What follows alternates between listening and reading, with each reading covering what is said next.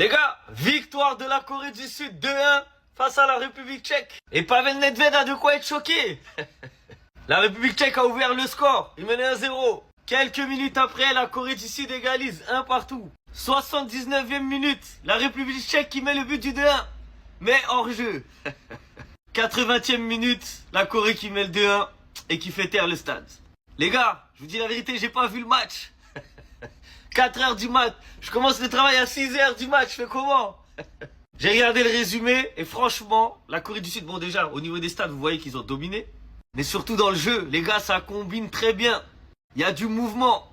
Et c'est ça que moi j'aime avec les équipes asiatiques, que ce soit le Japon ou la Corée du Sud. C'est que les joueurs, ils font des efforts sans compter. En fait, ces mecs-là, ils jouent avec le cœur, mais comme pas possible. Nous-mêmes là, on s'imagine même pas comment ils donnent leur énergie pour le maillot, pour leur pays. Et elle est là la force des équipes asiatiques. Et au-delà de ça, techniquement, c'est très propre. Vous connaissez, ils sont disciplinés, ils apprennent bien, contrôlent bien, passent bien. En plus, ils ont un double champion d'Europe, Kang In Lee.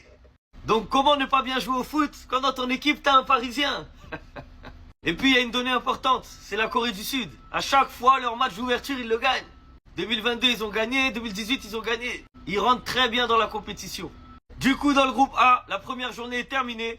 Mexique, Corée du Sud, premier avec une victoire. République tchèque, Afrique du Sud, dernier avec une défaite.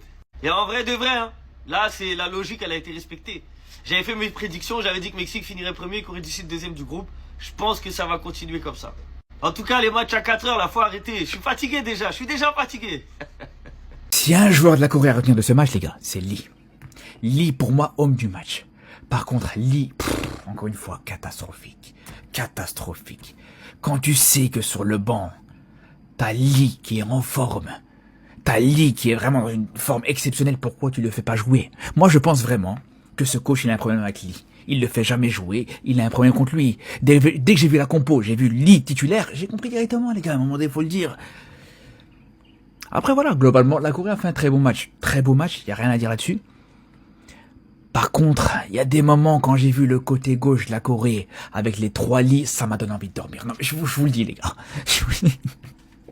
Non, après, franchement, désolé, j'étais obligé de la faire, les frères. Franchement, j'étais obligé de la faire. Je vous rassure, les gars, c'est que de l'humour. En plus, blague à part, franchement, la Corée a fait un super match. Vraiment, je me suis régalé sur ce match, la Corée, dans le jeu, ce qui était proposé.